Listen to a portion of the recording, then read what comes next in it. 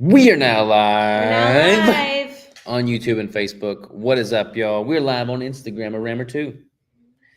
Instagrammer Rammer. Rigel's in the background. Today we're talking about what we've learned in the 5 years of marriage and almost 10 years of being together. I titled it differently on the YouTube and Facebook. What did you do it? I titled it as 5 Years of Marriage, Lessons Learned, Mistakes Made. Robert's mistakes. So I think the first mistake, we'll just start with the mistakes. The first mistake is You better think wisely. marrying a woman that you met in a coffee shop because she was a barista and made really good coffees, and you assume that she's going to make great coffees for you for the rest of your life in marriage. That's not been the case.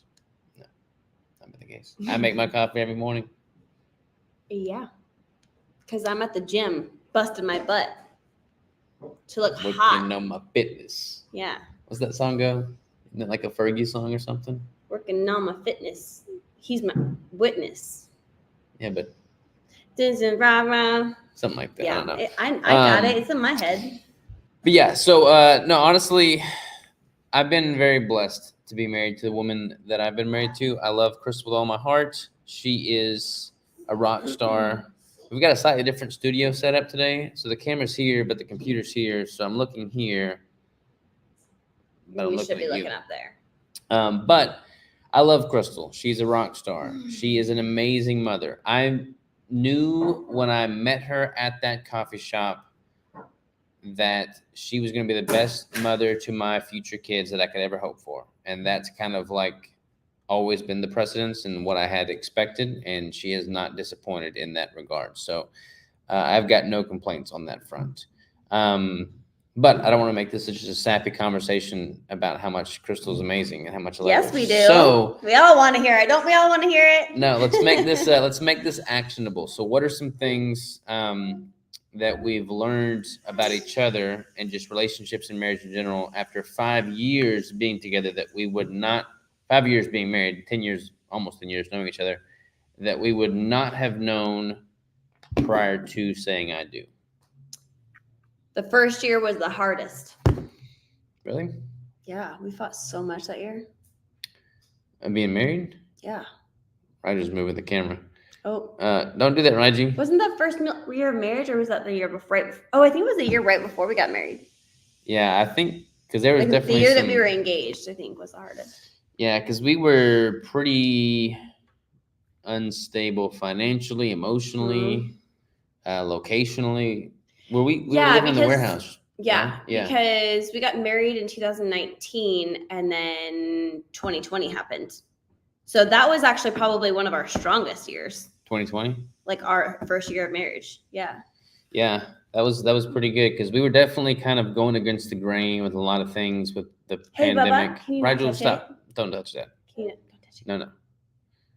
No. Yeah, so that was probably good for our marriage, honestly. Yeah. The pandemic, because I think the year that we were engaged was the hardest year. Yeah. And just because like we were like trying to navigate everything, we were building the business, we were like stressed financially, stressed physically. I was going through a whole bunch of like hormonal things because I had just done my competition, and then I like got all wackadoodle with some hormone stuff, and yeah, it was a little rough. And before we got married, like when we were engaged, there's like this massive fear of the unknown. Like we don't know what's going to happen. Are we making a smart decision? Is this going to be a good thing for our life? Is it going to be a bad thing for our life? And because there's that unknown, clause there and nothing's beneficial yet, it's easy to just like overly think things. But both Crystal and I have never really gone into marriage with divorce being an option. And it's never really been in our cards. So when we said I do, it was pretty much like, okay, we're together for life now. So let's figure this out because there's not really an alternative to not figuring it out. So I think that is probably like the single biggest piece of advice I could say as it pertains to marriage, relationships, but just anything in life, is that don't give yourself plan Bs. Like have a plan A. Like there's all this talk of having contingency plans, having a plan B, but then people extrapolate that and it just weakens their plan A because they have so many fallback options. for me and for Crystal, it's like we're gonna get married, we're gonna commit to each other, and that's just like a life commitment. There is no plan B to that. So like, let's figure out how to make plan A work. But we both were in on that, like before we got married. We were both just like, this is like, we don't want to do life a different way. Like, this is what we want to do. And that's the same thing I've done with like my physical endeavors. Like, there is no plan B. Like, I'm going to be the leanest man on planet Earth. So let's make it happen. Same thing with business. It's like you commit to it and you don't have a plan B because you're going to make plan A work. That doesn't mean the initial thoughts of plan A will look exactly like you had originally planned. Like, you may have to, tweak things. You may have to change your trajectory. It may not be a linear path. It most certainly won't be a linear path, but it's still the plan. So yeah, I think that's key. What's been the biggest thing we've fought about? Oof. In marriage, we honestly haven't fought too much in marriage. I think we did all of our fighting in our dating years. Yeah. I don't know. Rigel, don't touch that. Leave that alone, buddy. Please. We fought a lot about like finances and stuff. I mean, like, I don't think we ever fought about finances though. Like, I think that we've always been just like stressed out about finances. Yeah, we haven't fought about finances directly, but because we've been stressed out about finances, that's been the catalyst for a lot of tension. Like, I will, like, if we're tight, I view myself as a failure in providing. Like, the business is on the rocks. Like, there's so much weighing on me, and I want to provide a certain lifestyle for Crystal. And at the end of the day, she's like, I just want some chickens, some pigs, and a baby, and like, we could do that being broke, living on welfare, but I don't want to be broke, living on welfare. So like, there's been that. I think probably the biggest thing we fought about is Robert being so busy. Yeah. I am pretty busy. Yeah. And it's like peaks and valleys. Like, no valleys. It's peaks and plateaus. What do you mean, as far as like how busy I am? Yeah, so like it'll really, really, really peak, like with certain things, like with the prep, with building the course, with doing all the things, like it'll peak and it'll get super, super busy. And I'm just like, oh my gosh, this sucks. Like I feel like I miss him, all the things. And then it'll slowly start coming back down, and then it just like levels out. And then like it'll peak back up. And there's just like a lot of those, but I think that's probably our biggest thing that we've fought about. I don't feel like we fight about it really anymore. I feel like we just like have conversations. Yeah. And like, we have a really healthy relationship in that we have kind of a traditional relationship in that, like, we definitely have a traditional relationship. Yeah. Like, I am the one that goes to work and makes the money and kind of has like the final say with like the finances and stuff like that. And Crystal's the one that stays at home, raises Rigel, does a lot of the housework, most of the housework. And like, a lot of people would probably view that as, I don't know what they would view that as, like a negative because it's traditional. Anti-feminist. Yeah. But it's worked pretty well for us because I've enjoyed all those roles. These roles that I play in our lives are the roles I've always wanted to play. Yeah. And Robert's roles are the ones that he's always wanted to play. Like, we knew that in our dating life, because like he would always ask me like, what do you want to do? Like, what do you want to do? And I was like, I just want to be the best mom. Like, that's what I want to do. Like, I want to be the best mom, homemaker, wife that I can possibly be to build my family the best way that I can. And he's always been super here. But basically, like, we knew at the onset that I was super business minded, loved entrepreneurship, loved the hustle, the grind, all that good stuff. And she loved kind of more the slower pace, homebody life. And we just have allowed each other to lean into our strengths. Now, that doesn't mean that she hasn't been a huge asset with the business. And that obviously doesn't mean that I haven't been a huge asset with parenting Rigel. I mean, they go both ways. But I think rather than trying to have this like, this staunch, okay, 50-50 split, it's like, no, you go 100% on your strengths and I'll go 100% on my strengths. And in doing so, the collective will be much greater than it had been otherwise. So I think we've got a pretty good thing going there. Now, I would totally love to spend more time doing home stuff with them, and I plan to. I just got to get things a little bit more situated with the business on that side of things. We'll have more kids, and like, Raj will have siblings, and I want to be very active. And as they get older, I'll be able to kind of bring them into the fold more on the business stuff. So like rather than them just staying at home or doing, things like that, I'll be able to take them on these conferences I speak at, or stuff like that. And I think that'll be super cool for them as well. But yeah, what are some other high key points as far as lessons learned with marriage, babe, that we should cover? Probably should have like scripted this and made a list, but we're kind of just going by the seat of our pants right now. Right now in life in general, she and I are definitely kind of in a like we're both very structured people. We like structure. We have to-do lists. We have like schedules we like to keep. We have a plan for the day. And there's times right now with Rigel where that plan just gets flip-flopped upside down. But we always kind of fall back on our values that we don't really deviate from. So like making sure our nutrition's on point, making sure our training's on point, making sure we're still prioritizing sleep. We have like a clean house, like structuring things in a way that doesn't let us deviate too far from our norm, that allows us to function at a high rate. I think that's key. Having a family that's all on the same page, nutritionally speaking, I think is huge. Like the fact that we have Rigel, we've never had to ask each other or wonder or confront each other about feeding them something that we don't agree with. Like Crystal and I are on the same page, nutritionally speaking. Rigel eats what we want him to eat because we do the grocery shopping. I think that's oftentimes a point of contention amongst people in a relationship, but hasn't been an issue for us.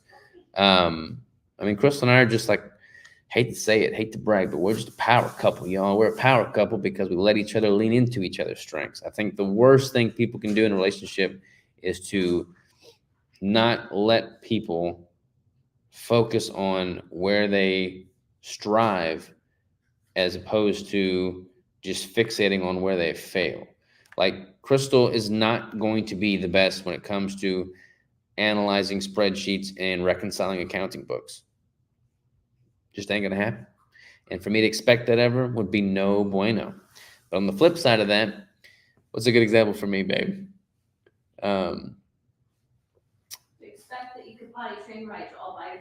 To expect that I could potty train Rigel all by myself would be not a good outcome. Yeah, the other day I was peeing outside, and I'm like, Rigel, this is how you do it, man. You just go outside, take a leak, don't worry about it. And then Crystal's putting in all this work with a fake little portable potty thing and like what the rules are and how you use that. And I'm just like, find you a good tree, brother. Find you a good tree, make it work. See, we got some differences going on there. But that's the key. All right, so let me dive into some of these questions here because I've been just rambling about how to potty train. Tanya says, LOL, love you guys. Well, we love you too. Started following you both when the Keto Break was first starting. It's awesome to see how much the both have accomplished. Very proud. Well, thank you. I really, really appreciate that. You've been with us for quite some time if you've been with us since that onset. James says, I was the same way with my business. Failure was never an option. I had to provide. I became a workaholic. If without my ex-wife knowing the stress I put on myself, it wasn't healthy. Yeah, it's definitely easy to fall into that workaholic phenomena. I am totally guilty of that, and I'm guilty of it for sure now, but I'm less guilty of it now than I was when it was just me, because I know now that my actions have a pretty profound impact on those closest to me, and I don't want to hurt them. Even if it may be traditional, I'm sure you guys will die happy and fulfilled. Yeah, I think so. I wouldn't want to do it any other way, for sure. All right, let me dive into some of these IG comments here. All right, Daryl says, hello from Cincinnati. On the 17th of this month, we have our 20th anniversary. That's awesome, man. Congratulations to y'all. On the 21st of this month, we had our 23rd anniversary. Congrats. Lots of anniversaries here. That's awesome. Actually, I wrote about our 5-year anniversary on my newsletter that went out on Sunday, which hopefully you are subscribed to. And I had several people commenting back. They've been married for many, many years. And kudos to all y'all in relationships. It feels like there are so many divorces right now. And not to judge anybody, if you're watching that's gone through a divorce, like, who am I to know? I don't know. That's not my place to say. But it seems like there's been lots of divorces in like my inner circle of close friends that I know personally. And it's hard, it's sad, it's tough, especially when there are kids involved. It splits them up. It's challenging. And I feel very blessed to have Crystal. And again, we've only been married for 5 years. So somebody's chiming in that's been married for 20 plus years. You know, maybe I don't even know what I'm talking about. But I feel confident that we will stick it through and stay together till death do us part. You're okay, you bud. know? Stay there. So that's what I got going on there. All right, we are 15 minutes in, and we've been talking about marriage this whole time. So open That was the whole discussion. point. I know. Open discussion though. Anybody can throw any comments, questions, concerns, thoughts our way, ladies and gentlemen. By the way, just officially announce here on the live as well, as I've talked about in the newsletter and on the YouTube video and in the podcast, the prices for the bricks are changing officially tomorrow due to the cacao butter crisis. So I'm giving y'all a heads up that if you want to get your bricks at the current pricing, do so before tomorrow, because I will wake up early and change the pricing on the website as soon as I wake up. Hopefully the cost of cacao comes down, but who knows? It's anybody's guess right now. But I am pretty excited about these tallow bricks that we've been working on. We are taste testing really them, and they are pretty freaking good. Yeah, I am not a tallow person, and I really like them. It's kind of crazy. I do like them as well. Yes, buddy, you're fine over there. He's sitting on his portable potty. Yes, he is. Eating cucumbers and flackers and looking very astute. What else we got cooking? What do we have for dinner tonight?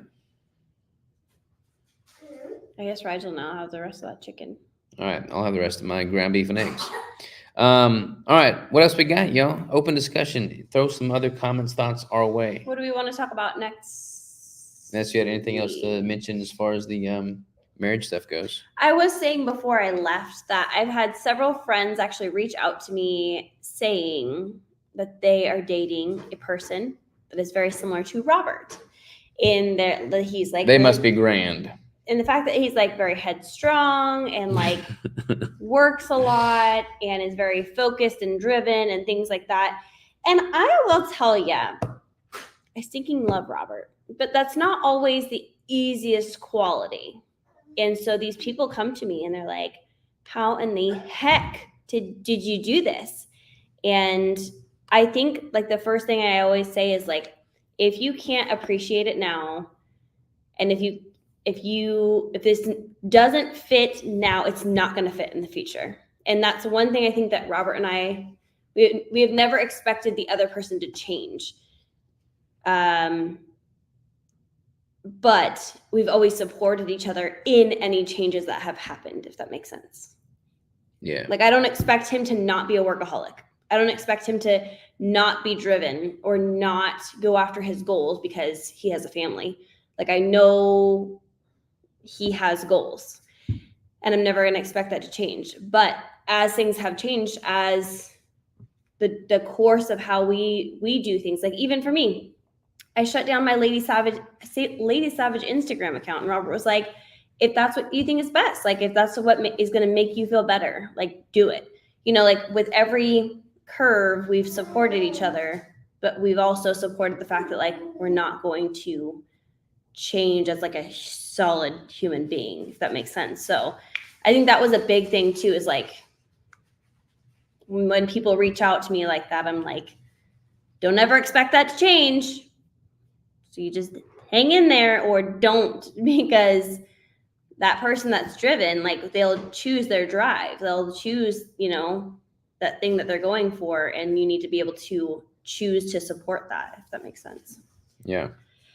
Can't expect people to change. Like you got to let them, like kind of like what I was saying, you just got to lean into their strengths, let them flourish in their own personal being. Yeah. And like, if you married someone who doesn't work out and doesn't eat healthy, you can't expect that 10 years down the road, they're going to want to work out and eat healthy. Like you just can't expect them to change it.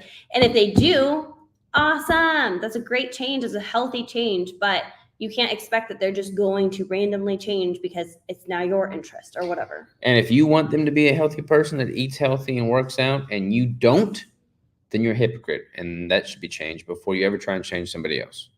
Is the brownie batter flavor staying? My absolute favorite. Yeah, we've tried. I mean, that's pretty much officially a full-time flavor. It's not like a seasonal limited edition flavor. However, it does have pretty long lead times on protein, and sometimes it sells out. So we try to keep it stocked at all times. Did we get that? Have you ever been on any marriage retreats or conferences like the Weekend to Remember? No, we have never done that. Not that we're against it, but I think we were just busy building the business, and then we had a baby, and we've never spent the night away from him, and we probably won't for a long time. So I think unless kids are welcome, or the kids are old enough, we probably won't go to one of those. What is it for? Is it for like making your marriage better or something? Yeah, I mean, like a lot. I feel like a lot of them are like Christian based. Maybe I'm wrong. Maybe there are like some that are not religious at all. But yeah, they just talk about marriage. They give you like ideas on like how to build it up and how to like communicate with one another and how to like all of the things. It's just kind of like a marriage boost. I don't know. I've known a lot of couples that go to them, love them, will continue to go to them, all the things. So I'm a supporter of them. I just, for us, where we're at in life right now is probably not, unless like we were having a really hard time, then we would obviously put that as a priority. But since we are pretty solid, we'll probably wait until our life kind of fits that a little better. Our marriage is like my biceps. Solid. Rock solid. Interesting. It's a good analogy, right? Yeah. Or, no, I was going to say it's got peaks, but then it's got valleys. But that wouldn't make sense. What else we got? That's it. As far as like those kind of things go, like I'm not very good at seeking counseling help. Like whenever I've got a problem in my life or strife, like I just internalize. I don't bottle it up and store it so that it festers, but I just like go inward and figure it out internally. Crystal is definitely more so the type to like look for external guidance. I've figured out internally. That's not very helpful though when you're like if we were to ever have an issue, Robert is internalizing it and I'm like, let's talk about it. Well, I'm definitely much so like a let's talk about it to me. Yeah. But if we ever had anything like really big, I think you'd have a really hard time like going to a counselor, and I'd be like, we should do this, and you're like, Yeah, I probably would not be too good. Yeah. Because like I'll do a bunch of work to figure things out. Like I'll listen to audiobooks, I'll find podcasts, like I'll just do a whole bunch of research, I'll like meditate on it, I'll journal about it. But I do all that internally. Like I don't go to a shrink to have them tell me how to do things. Not that there's anything wrong with it. It's just not how I do things. Sometimes it's just like a relief. Like you just need to go to someone to talk with them. And honestly, I feel like counseling is a lot of like talking yourself through the situation while another person is in the room and can like help to ask the right questions so that you can walk through it yourself, if that makes sense. Like I don't feel like a lot of it is like you telling them your problem and then they tell you to fix it. It's like you're like figuring out your own problems with their guidance. I don't know how to explain that. Sock. All right, we are going to pursue this potty training endeavor. We got a little situation going on over there. So we're going to call that a wrap on the live. But we love y'all. So grateful to be able to chat with y'all this Tuesday afternoon. Hopefully y'all have a wonderful remainder of your day and week. And hopefully y'all have many years of happy marriage with your significant other. We have one comment from Jody. Talking to a counselor about your emotional issues is a lot like hiring you as a coach. Yeah, I totally see that. Like, totally see that. And I'm, again, not against counseling at all. I just have not, I've personally dealt with things internally more so than externally, whereas Crystal's more the opposite, externally instead of internally. But we have really good communication with one another, which is kind of nice because, I mean, it's very nice. But because we're different in that regard, I can help her walk through things internally because that's kind of where I specialize, and then vice versa is true with her to me. So there's that.